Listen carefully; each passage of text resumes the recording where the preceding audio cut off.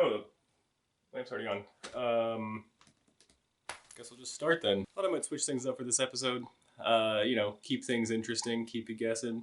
I'm very unpredictable. Also, the video that I'm working on right now, the full video, is turning out to be a little more complicated than I assumed. So, learning a lot. But instead of talking about a single album for like 16 minutes, like in my previous videos, I decided I would maybe talk about a handful of albums for a shorter amount of time. And I decided to select these records from my own collection. I'm fairly certain that I can recommend every album in my collection to someone at least. And there might be a couple that maybe I can't recommend to anyone, but at least those have a funny story or some interesting aspects I can talk about. Everything in my collection has a reason to be there, really. I am terrible at making decisions, so instead of selecting the records myself manually, I literally had a random number generator select records from my collection, which turned out pretty well. I ended up with a pretty interesting set of records to recommend for my first go through. It's going to be sort of like a lightning round recommendation series. Let's see how this one turns out. I'll probably end up doing more of these in the future until I go through my entire collection. So yeah, this morning I got my picks, gave them a quick listen, jotted down some real quick notes, nothing too structured. This is mostly going to be like off the cuff, which might go poorly, but we'll see. All right, first up is Run from Prawn. Pretty alright album. Got kind of like an indie emo vibe to it. Prawn's part of that Midwest emo revival scene that was real hot in like the early mid 2010s. I'm really into it. Might do a whole video on Midwest emo. I do like this album. I definitely prefer the two albums before this. So this is their most recent album from 2017, I believe. There was one before it called Kingfisher, which is my favorite from them, and there's one before that called You Can Just Leave It All. There are two full albums before this. Had a lot of like post-rock elements, kind of atmospheric, really huge reverby instrumentation. Sounds really cool, really unique sound. I've seen them live a few times, and the sound, like the huge instrumentals, really translate well to a live setting. They're really good at that. The dude has a real good voice too. Really digging the dude's voice. The instrumentation on this album is a little more straightforward than the other two. Really consistent album. There's really no duds on here. Definitely check it out if you're into kind of an indie emo sound. And if you like it, for sure check out Kingfisher, because that is one of my favorite Midwest emo albums. Definitely recommend this band. And up next we have Klaatu with 347 E.S.T. Check out that album art. It's actually what drew me to the album in the first place. I saw it on the shelf at the record store. It was like $5. Yeah, I saw it. I was like, okay, I gotta buy this. Gotta check it out. Wasn't expecting much. Very happy with what I heard when I put this on.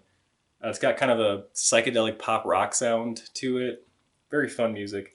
There was actually a rumor that these guys were the Beatles for a minute, which I don't really get. I mean, the music is slightly Beatles-esque, I suppose, but the vocals are not. Really, I'm getting more ELO vibes from these guys. They're like ELO, but a little less frenetic, I suppose.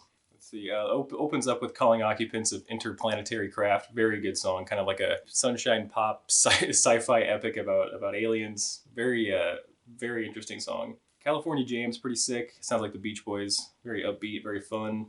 There's a song called Anus of Uranus. Bit of a low point of the album, to be honest. Sub Rosa Subway is pretty good. Sir Bodsworth Rubblesby III. Right.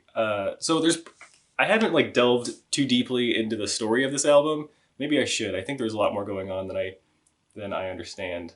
But yeah, Sir Bodsworth Rubblesby. I can't even say that without laughing. I don't really get it. I don't really get it at all. It's a very strange song, very strange vocals. The vocals are like a mix of Mr. Krabs and Randy Newman. It doesn't really fit with the rest of the music. There's probably a story reason that this song is on the album, but I don't know what it is.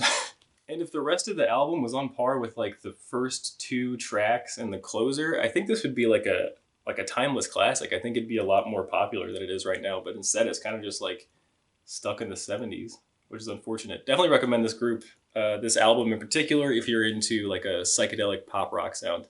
All right, Donovan with Sunshine Superman, another one with very interesting album art. Not sure what he's looking at, but he's preoccupied with something, looking off into the distance. This is a really cool album. I'm a really big fan of Donovan. I feel like he's a bit underrated nowadays, kind of overshadowed by other psychedelic musicians in the 60s. But he definitely deserves a lot of credit, because he was This came out, for reference, this came out in 1966, but I think recording started in 65, as far back as 65. And this album has a lot of like classic psychedelic aspects to it. He was incorporating like Indian, Middle Eastern music, which would be a key component of psychedelic music, like in the late 60s. And I know that there were other groups doing the psychedelic sound around this time. I mean, the Beatles were doing their thing, obviously. The Kinks were dabbling, and there were some like one-off novelty groups that were considered psychedelic around this time. But still, Donovan was in the early wave of psychedelic music. Very innovative stuff. Yeah, the opener, the title track is real great. Love that song. Fun fact: John Paul Jones and Jimmy Page, later of Led Zeppelin, played on the Sunshine Superman single from this album. Season of the Witch, another great song. It's one of my favorite songs of the '60s. Pretty simple, but it's a really driving, really energetic song. I love it. I also really dig like the kind of the laid back tracks here. Like for example, like Three Kingfishers is kind of like a real chill song. I love Donovan's vocals on it. Love the Middle Eastern inspired instrumentals as well. Yeah, definitely check out Donovan if you aren't familiar with Donovan. This album is a great starting point. He's also got Hurdy Gurdy Man and Mellow Yellow, which are two of my favorite albums of his. Definitely recommended. Right, so we have If I Should Fall from Grace with God by the Pogues. The Pogues were always able to do that Celtic punk sound really convincingly. They're just so genuine and really talented. Very talented group of laddies here.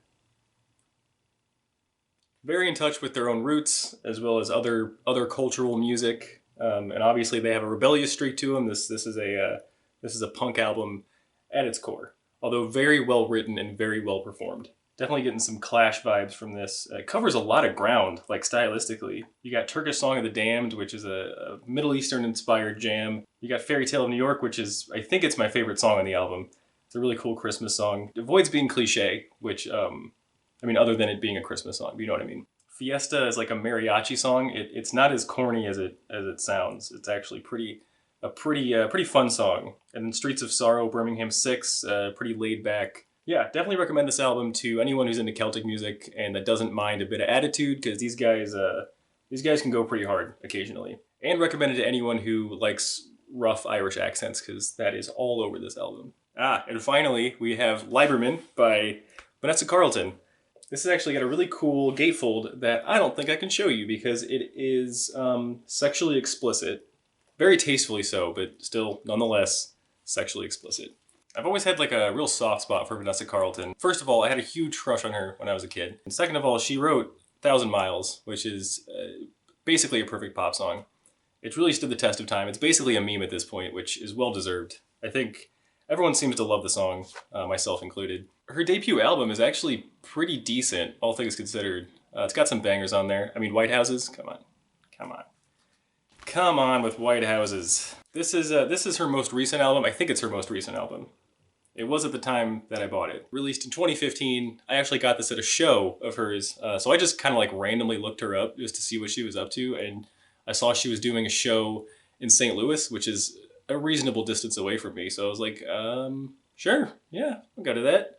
Why not? And it was really good. It was actually a really good show. It was her and a violin player. Just the two, if I'm remembering correctly. Super intimate venue. Probably about 100 people there. Really laid back, very relaxing show. Yeah, and I just picked this up at the show. I wasn't expecting too much, but I put it on and it got some good songs on here. Willows is probably my favorite on the album. I'm getting some like new agey Enya vibes from this, so if that's your jam, definitely check this out. You will not be disappointed. Vanessa Carlton, closing us out. So those are 5 albums from my collection, randomly selected. Ended up with a pretty good set to talk about. I'm really happy with this one. Give them a listen if you feel like it. If you like them, tell me why. If you don't like them, tell me why. This video is super fun to make.